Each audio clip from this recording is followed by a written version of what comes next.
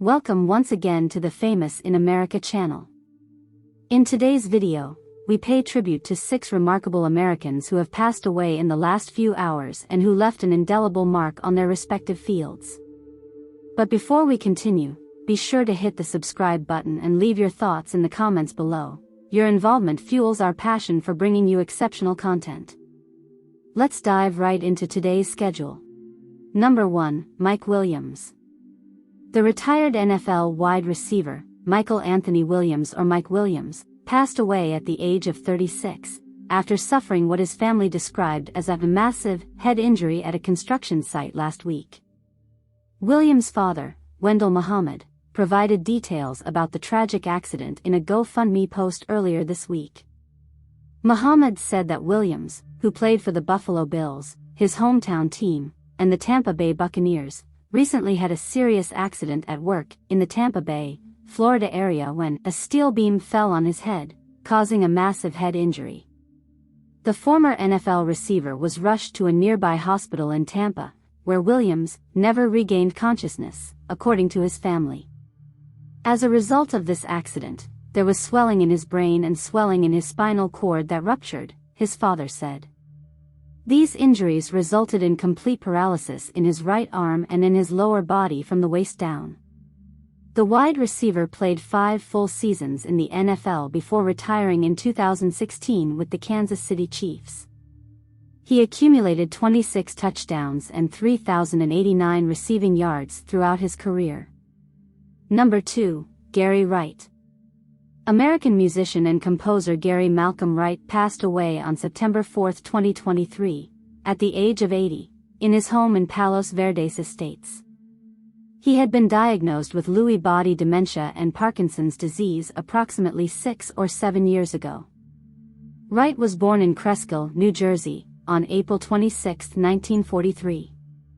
He entered the world of entertainment as a child, making his television debut at the age of 7 in a New York-based program called Captain Video and His Video Rangers. In 1954, he starred in the Broadway musical Fanny, playing one of Florence Henderson's sons. Wright became best known for his 1976 hits, Dream Weaver and Love is Alive. His breakthrough album, The Dream Weaver, 1975, followed 7 years spent in London as a member of the British blues rock band Spooky Tooth and as a solo artist signed to A&M Records. While in England, he played keyboards on the former Beatle George Harrison's triple album, All Things Must Pass, 1970, collaborating with him on his first post-Beatles album. This collaboration marked the beginning of a friendship that inspired the Indian religious themes and spirituality inherent in Wright's subsequent songwriting. His work from the late 1980s onward embraced world music and the New Age genre, although none of his post-1976 releases achieved the same level of popularity as The Dream Weaver. Wright resided in Palos Verdes Estates, California, with his wife Rousse, whom he married in 1985. He was previously married to Christina, who, as Tina Wright, received co-writing credits on Wright's songs, I'm Alive, from the album, The Mirror, Feel For Me, The Dream Weaver, and I'm the One Who'll Be By Your Side, Headin' Home. He had 2 adult sons, Dorian and Justin. Justin is a member of the band Intangible. Wright also had a sister, Lorna Doone, who recorded the song Midnight Joey, a response to Joey Powers' 1962 song Midnight Mary.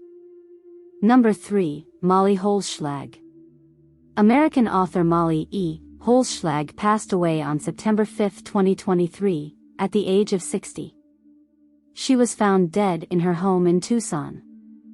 Holzschlag had been diagnosed with aplastic anemia in 2014. She had spoken about healthcare funding issues and had raised over $70,000 through GoFundMe in 2013 to finance her chemotherapy. In addition to being an author, Holzschlag was also a speaker and a prominent advocate for the open web. She wrote or co-wrote 35 books on web design and open standards, including The Zen of CSS Design, Visual Enlightenment for the Web, co-authored with Dave Shea. She was referred to as the fairy godmother of the web. Holzschlag conceived and led the first 5 years of the Open Web Camp, a free event in Silicon Valley from 2009 to 2013. Her work focused on open web technologies, web design, and accessibility. She served as the group lead for the Web Standards Project, WASP, from 2004 to 2006, a coalition that urged browser makers such as Microsoft, Opera, and Netscape to support modern web standards. Her obituary in the Tucson Sentinel reported that she had challenged Bill Gates face-to-face on multiple occasions to address issues with Internet Explorer. Another significant loss in recent days.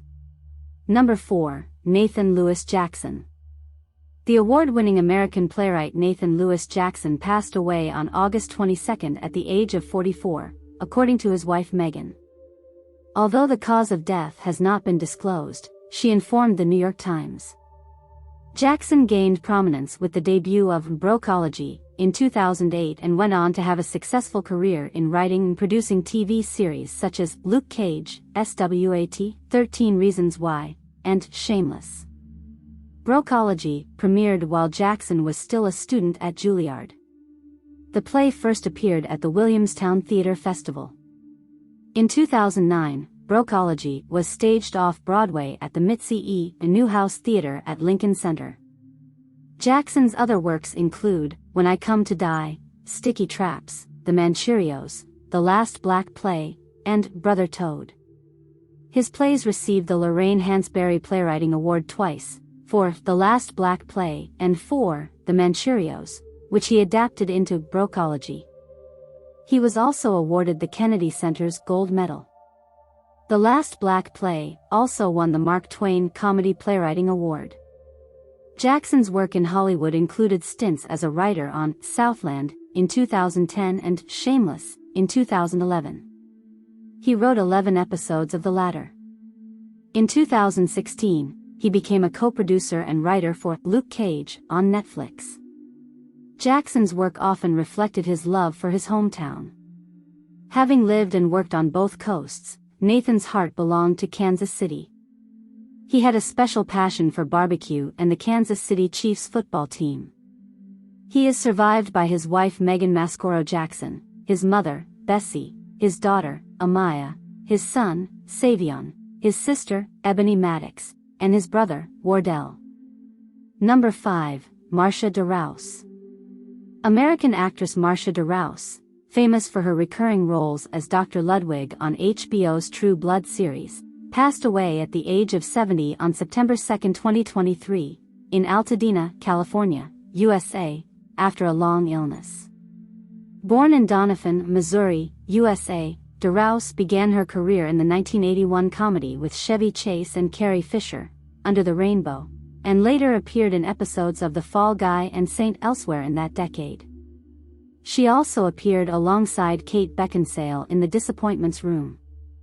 De Rousse had several roles in the 2000s before being cast in True Blood as Dr. Patricia Ludwig, who treated illnesses acquired by supernatural beings. She appeared in 3 episodes from the 2nd, 4th, and 7th seasons, last seen fleeing at the mention of Neil Brigant's name. In The Disappointments Room, de Rousse portrayed a local historian who informs Dana Beckinsale, the buyer of the Blacker estate property, that the former residents of the house had a secret disappointments room in the attic, where wealthy and high society families cruelly kept their deformed or disabled children. No further information has been passed on to us at this time. Number 6, Tail Dragger Jones.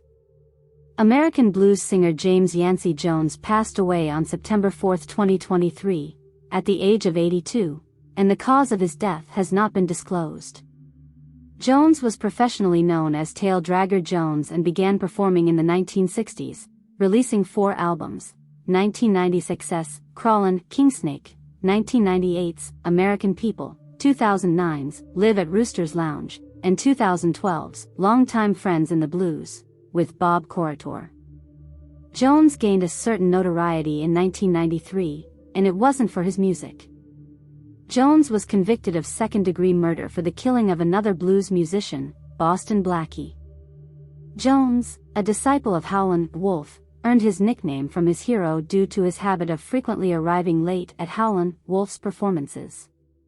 We thank all of you, our dear viewers, for joining us today to honor these incredible personalities.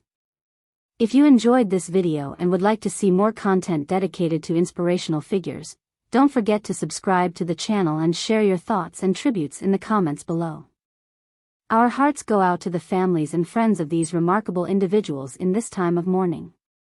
May their memories continue to shine and inspire us all.